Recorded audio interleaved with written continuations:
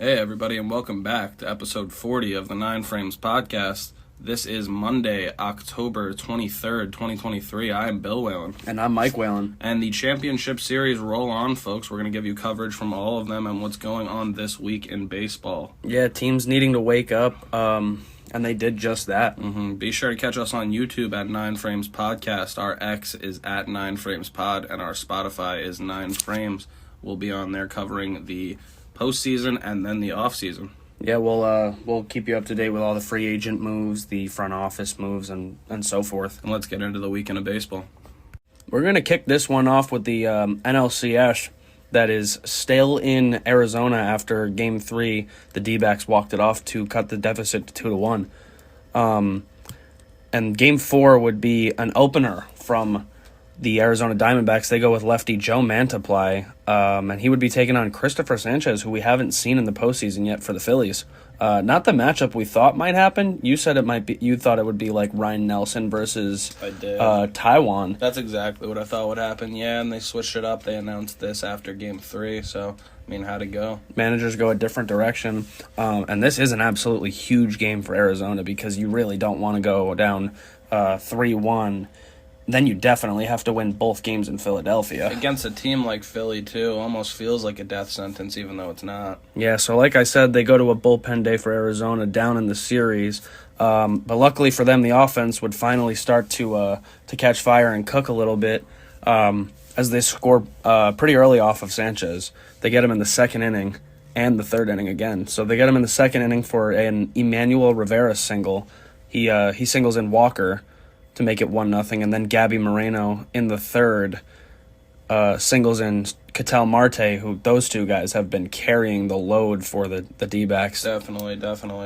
Getting hot finally at the right time and giving some early run support to a bullpen game. Yeah, so Moreno singles to make it 2-0, and the D-backs are feeling good. The place is rocking. Philly has been held off the board from the D-backs bullpen for 3 innings at this point. But that's where it would turn around because the man who has just been on an absolute tear for the Phillies in the NLCS, and I mean in his career he has the most NLCS home runs ever now. Kyle Schwarber hits an absolute solo shot, his fourth of the postseason to cut it to 2-1. Yeah, not only most homers in the NLCS, like you said, but also the most homers by a lefty in postseason history, right? Tied with Reggie Jackson. Yeah, and then I think he has 11 home runs in the NLCS now, which is the record. Yeah, absolutely insane to see, and Schwarber does what he does. Like you said, the place was rocking, but Schwarber silenced them. Yeah, Philly would go on to take control of this game. After the D-backs put up those couple runs in the second and third, the Philadelphia offense would go on to score 5 unanswered runs, starting with Schwarber's home run. Yeah, this is scary to give up 5 unanswered runs after getting that early lead, man. Not what you want to do. The Phillies would get a double from Brandon Marsh, who's also been phenomenal for them. That's his 4th double of the postseason to tie the game at 2-2. Bohm would single in the 6th to Rivera. It was a single down to the third baseman, Rivera, who threw the ball home to try to get the guy at home because the bases were loaded.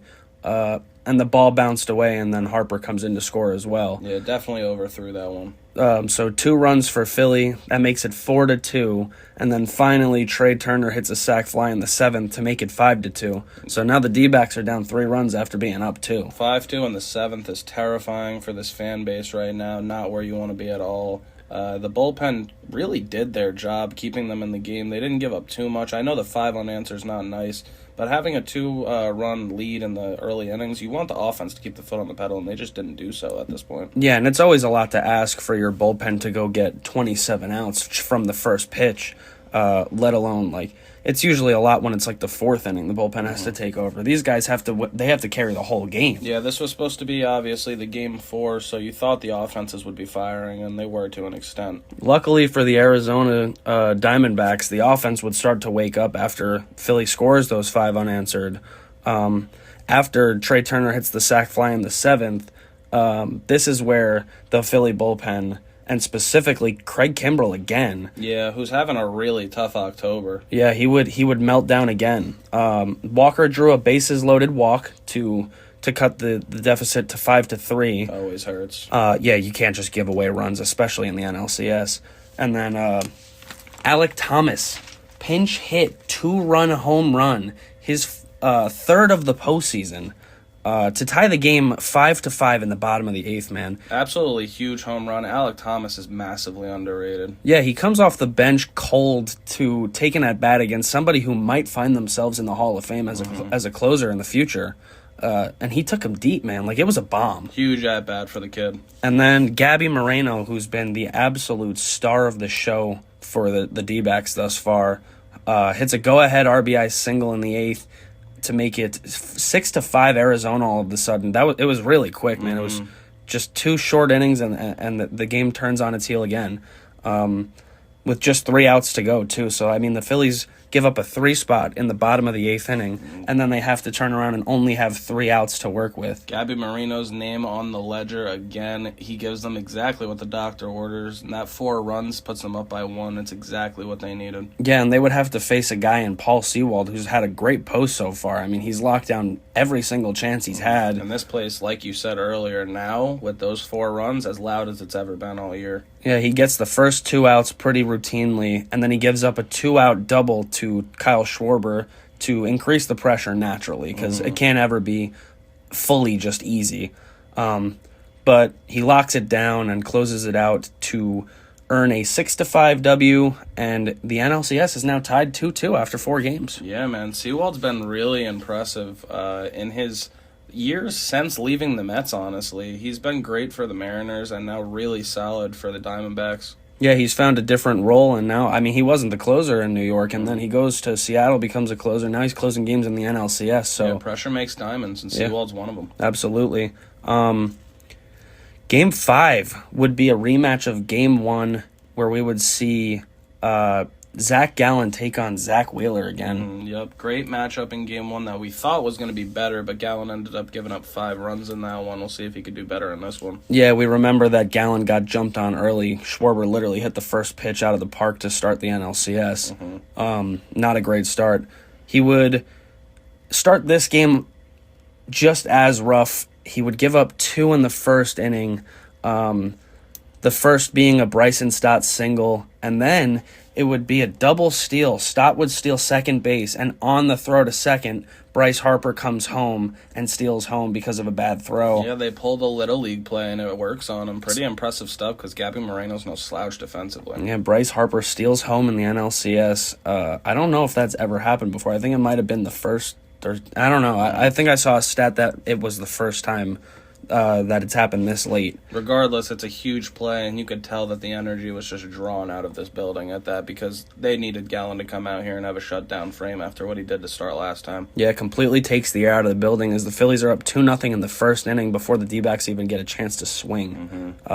Both starters would settle in nicely after this until about the 6th inning when who else? Kyle Schwarber and who else? Bryce Harper both hit solo shots off Gallen again. They were 2 of the 3 people that got him in the first game, with the third being Castellanos. Yeah, they both got him in the first inning of the first game last time, so they team up again. They have really been a duo in this postseason. Yeah, they wait a little bit longer, and they both get him in the 6th for solo shots. Both were their 5th of the postseason. Schwarber didn't really have any home runs until the NLCS, and now he's got 5. Yeah, no, he had poured him on at the exact time you need him. That's the kind of player you need if you want to make deep runs, guys that just start to turn it on as the pressure gets higher. The clutch gene's real. It's pretty insane what Kyle Schwarber does as the seasons go deep into the postseason. It's pretty wild. Gallen's final line would be 6 innings pitched, 6 hits, 4 earned runs. So he gives up 1 less, but still 4. You wish it was a little bit less than that. 2 walks and only 1 K.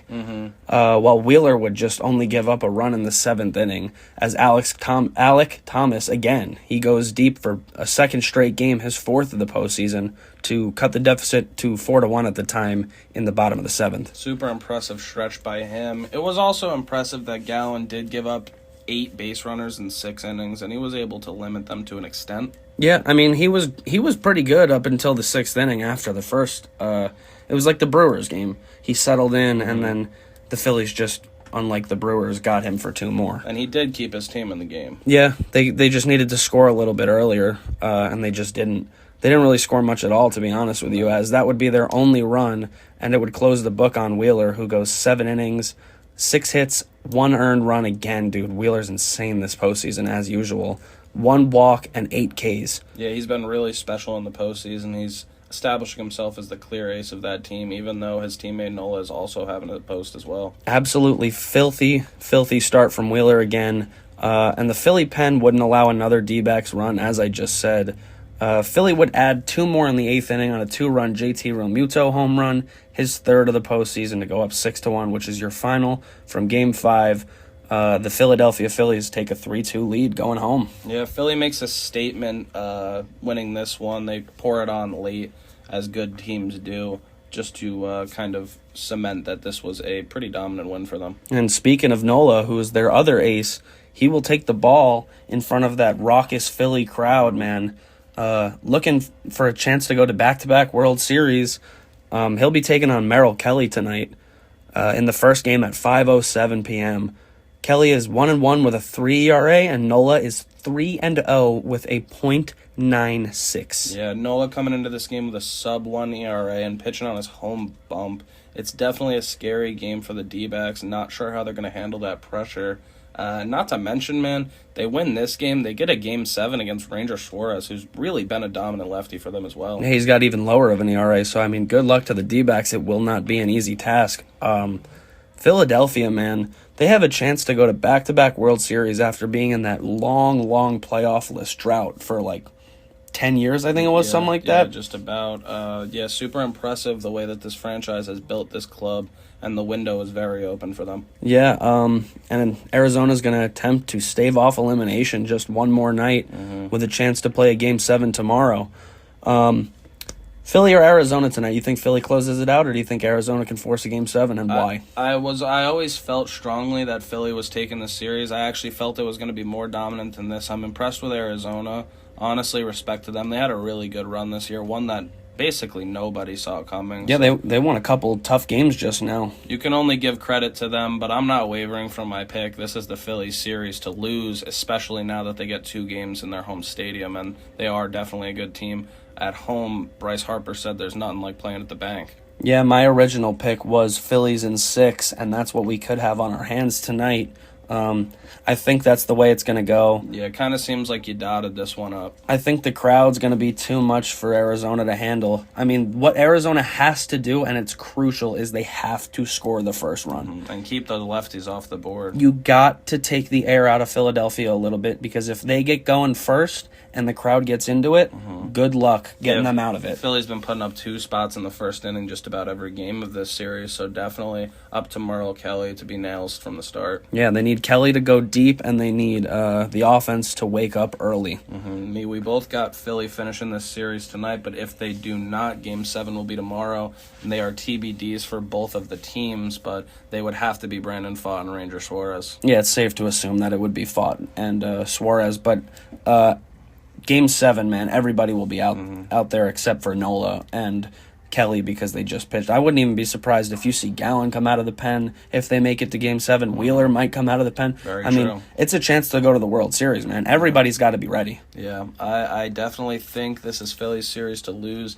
and we will tell you guys on Wednesday if they take it, if they make their way to back-to-back World Series. Very excited to see this one tonight and maybe the one tomorrow night. And we move it on over to the Silver Boot Championship Series as Houston visits Texas Friday afternoon in a 2-2 series tie. Both teams took 2 in a row on the opponent's field. Yeah, no road team has lost yet in this series. The complete opposite of the Phillies D-back series up until that Game 5 where the Phillies finally won a game on the road, but every home team had won in that series. Yeah, funny, you in particular were coming into this series saying that Houston themselves weren't a very good road team, or a home team, excuse me. Yeah, they're under 500 for the season. Texas not really known for being a bad home team, though, but they dropped 2 at their home field as well. But Houston is known for being very good in Texas's park. Very true, very true. They play very well in Globe Life.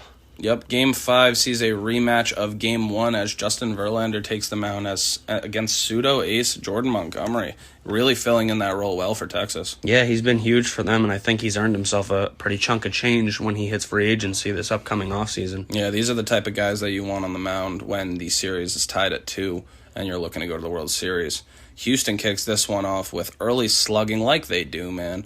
Alex Bregman gets a solo homer, his third of the postseason, to deep center field, and he goes up 1-0 in the first for Houston.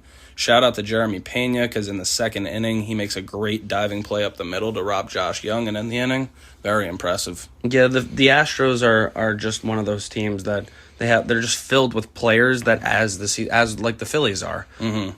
The deeper the playoff run goes, the more guys like Bregman, Altuve, Yordan. Now they got Jose Abreu, Tucker. It just keeps going and they don't stop. And it's just it's a tall task to ask any pitching staff to just completely stop them for one night, let alone 4 nights. It's a group that stays hungry, and it's super impressive and momentum grabbing to start a game with a solo homer and a great flash of the leather up the middle. Absolutely. Adolis answers back by flashing the leather in the fourth to rob Alex Bregman again of a leadoff double. Great fundamental ball game up until this point. Yeah, and Garcia's had a really great postseason this far. He really has. His name is all over the place. He's really making himself known as a beloved Ranger. Absolutely, and it's a guy that they acquired for cash considerations, man. Yeah, I wonder how much they even ended up giving. It's not enough. Not even close. No, they robbed the Cardinals blind for that guy. And the Rangers end up matching that Stroh's solo with a Lau opposite field looping home run over the wall. That's his second of the postseason, and that goes 1-1 in the 5th inning. Middle innings tie game. I love it. Yeah, I mean, it's a competitive game. We figured that this series would be competitive start to finish, and it really just kind of has been. Very true. And unfortunately, the very next half inning, Jose Abreu scores his boy Yordan Alvarez, as they have been doing that tandem all postseason, to go up 2-1 and end Jordan Montgomery's day. He went 5 1/3 innings pitched, 5 hits, 2 walks, 3 Ks, 2 runs. Another solid start for Monty. Yeah, absolutely. I mean, that's all they really could have asked for from him that game.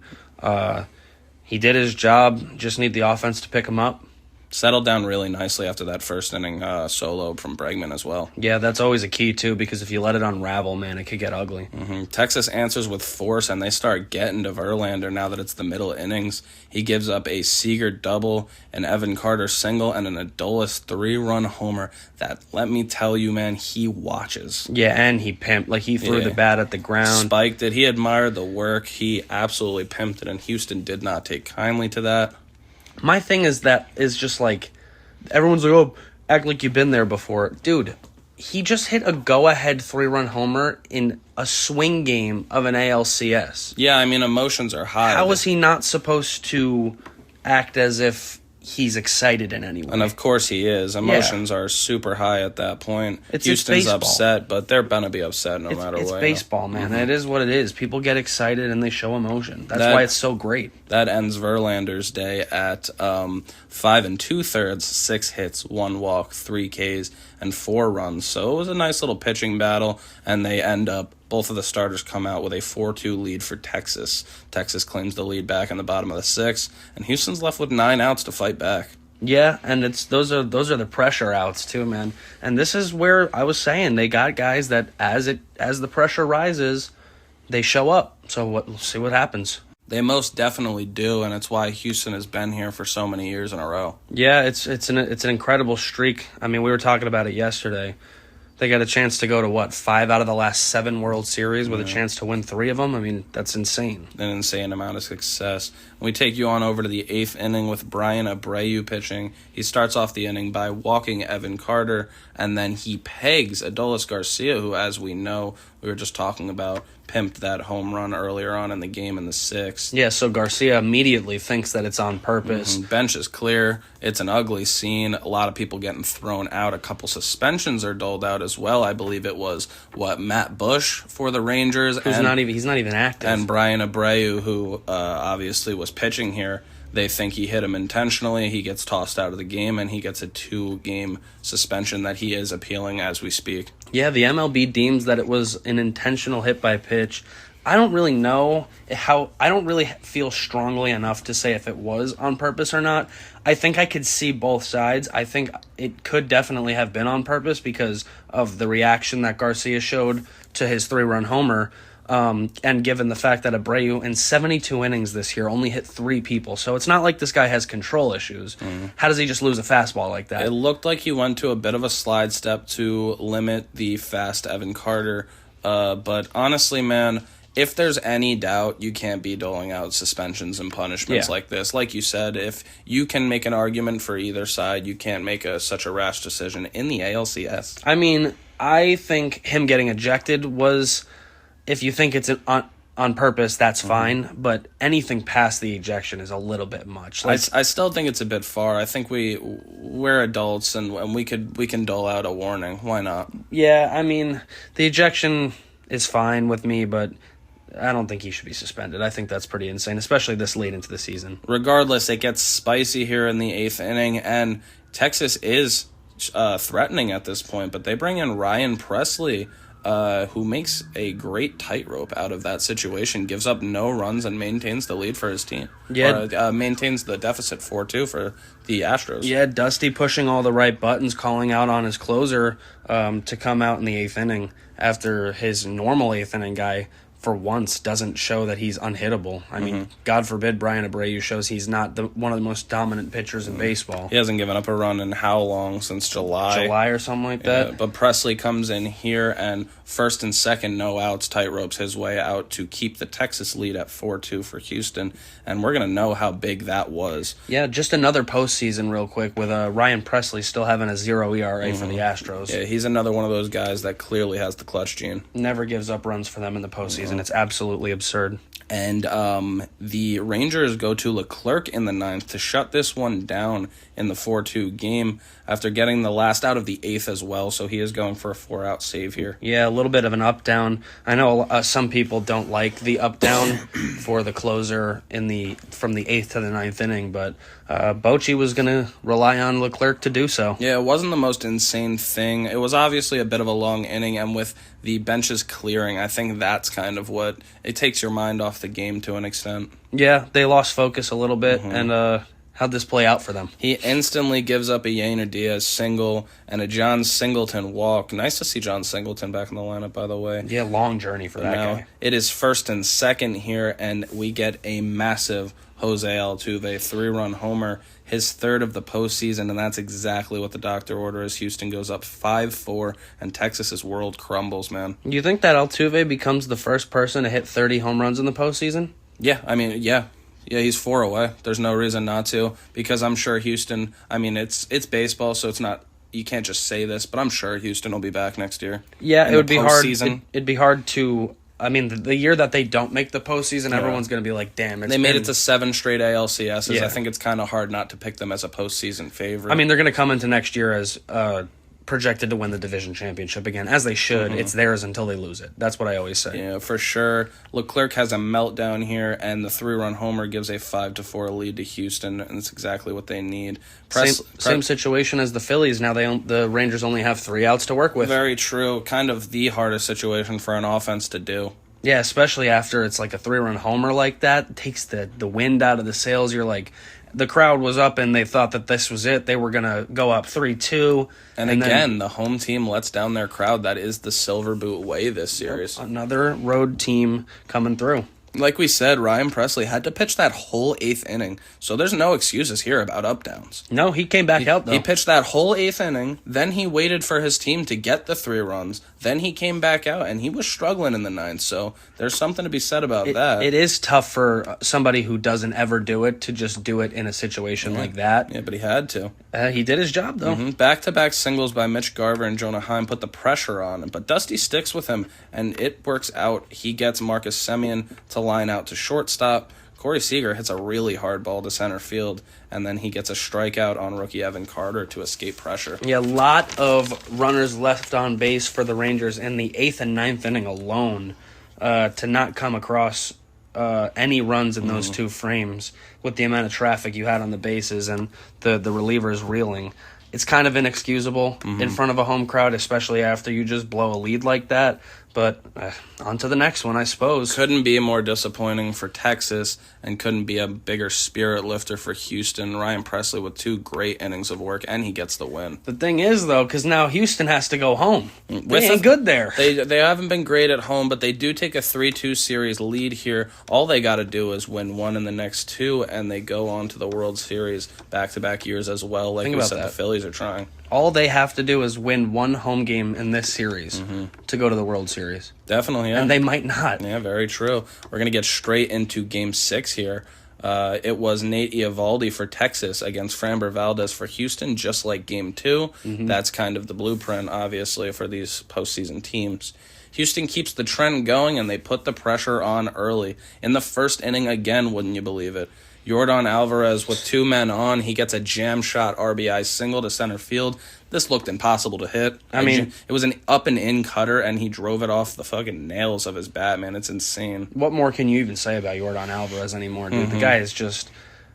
In the regular season, he's one of the best hitters, and then he's another one. The postseason turns on, Yordan's like impossible to get out, and Eovaldi in specific, he has career ownage. I think he's like 7 for like 16 against him or some shit like that. Absolutely insane. Yeah. Eovaldi, though, known for tight roping out of these situations, he does that again. He doesn't give up another run in the first, only that 1 run, and he does limit the danger for Texas. Yeah, this is the guy that Texas has been relying on the most, I'd say, this postseason, because every time Eovaldi goes out, I mean, Montgomery as well, but Eovaldi, he's the postseason veteran that they have that has proven that he's good in these games, and he's continued to prove that. Been there, done that for Eovaldi, and he stays strong in this one. Mitch Garver thanks him for limiting the damage with a solo shot of his own to tie it. First pitch in the next half inning. Yep, top of the second. That's his second of the postseason, and it's a 1-1 game now. So the nice little back-to-forth series does the same in this game.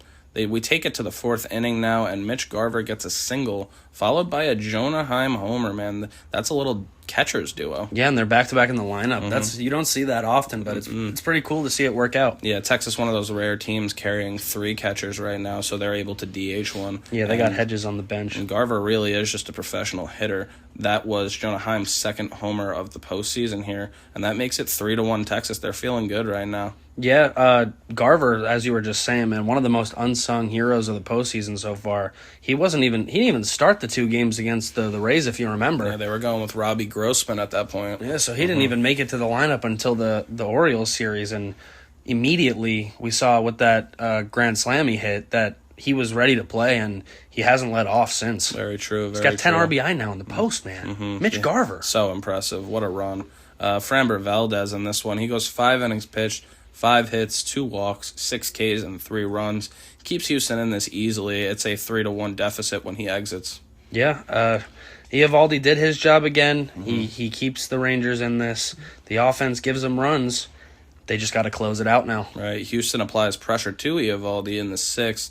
Mauricio Dubon's sac fly scores in. Who else but Yordan Alvarez to make it 3-2 as Spurs coming in relief. How many times have we said Yordan Alvarez in this series? I know, right? You can't escape him. Every game. Eovaldi goes 6 1/3, 5 hits, 3 walks, so 8 base runners in that one. 4 Ks and only 2 runs come in. Super impressive to limit the damage like that. The Astros are one of the teams that Eovaldi struggles in quotes with the most. I mean, he's been lights out for the Rangers, but the Astros did show that they can figure him out from time to time. Eovaldi's postseason ERA for 2023 sits at 2.42. His WHIP is a .96, and he has thrown 26 innings this postseason. And he's 4-0. 4-0. That's what's the most important. Very true. He's gotten his team 4 Ws so far. Unfortunately for Houston, this game is quiet until the 8th, where Texas scores off a Garver double and then a 9th-inning meltdown by Rafael Montero and Ryan Stanek combined.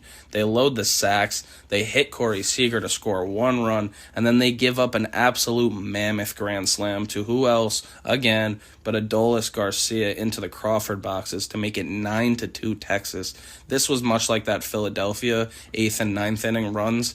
This was just a statement by Texas, really rounding the bases with their chest out, ball game. Yeah, and we see more history made in the postseason as Adolis Garcia becomes the first player to strike out 4 times. He was 0 for 4 with 4 strikeouts before that grand slam. He's the first player to ever have 4+ strikeouts and 4+ RBI in the same postseason game. So, I mean, you'll take the trade-off, dude. You strike out 4 times, but in your last at-bat, you're leaving with a grand slam. That's a great way to finish. Yeah, he was on the struggle bus in the game at that point, but his team goes home happy, and he does too. Yep, and also in the 8th inning, that run that Texas got, that snaps Brian Abreu's scoreless streak. Yep, that's very true. He was the one that gave it up. In a game that technically he should have been suspended for. Yeah, he appeals his suspension. He goes out there for Game 6, and he does end up giving up a run finally. So, yeah, it's funny how baseball works, man. MLB really League office hearing his appeal this morning, so we'll know more about that in the coming days as well and let you guys know. But here we are, the 2 best words in professional sports. Game 7 Game tonight. 7 will close Monday night, and it is going to be electric. The series is tied 3-3. Houston struggles at home, and their struggles continue in this game. Yeah. They get just 6 hits and 2 runs in this game. Time to wake up. Yeah, they have not been a good home team. And like we just said, they need to win 1 game in this series to go to the World Series at home. And they haven't done it yet, so now they're down to 1 more chance. Nope, and the Game 7 matchup will be Max Scherzer, absolute legend, coming off 4 innings pitched and 5 runs in Game 3 against Christian Javier, who's been just the opposite, man. 2-0 in the postseason with a 1.69 and a .94 whip, 10 2/3 innings pitched in his 2 starts. Who steps up in this one, man? I was going to just say real quick before I say who steps up, I think that this will be probably a short leash on both guys. I think, should be. As we were just saying with the Phillies and D-backs, if it goes to 7, everyone's going to be available except for probably Eovaldi and Framber. Yeah. Because they both pitched starts last night. All hands on deck for this one for sure. I think Texas is going to do it. I really do, man. I don't think Houston has the juice at home, and it's very, very weird to see a team as good as them not be able to do it at home. Very true. We both had Texas in 7, which is exactly what we're lining up for if they win tonight. I could go 2 for 2. Yeah, you could go 2 for 2 in the CS, which would be impressive. It's going to be up to Scherzer, man. He's got to hold it down, even if they can get 4 strong from him. I was going to say they need a little bit of length from him. They need 4 or 5, and they love 6. Yeah, of course, if they can get him going.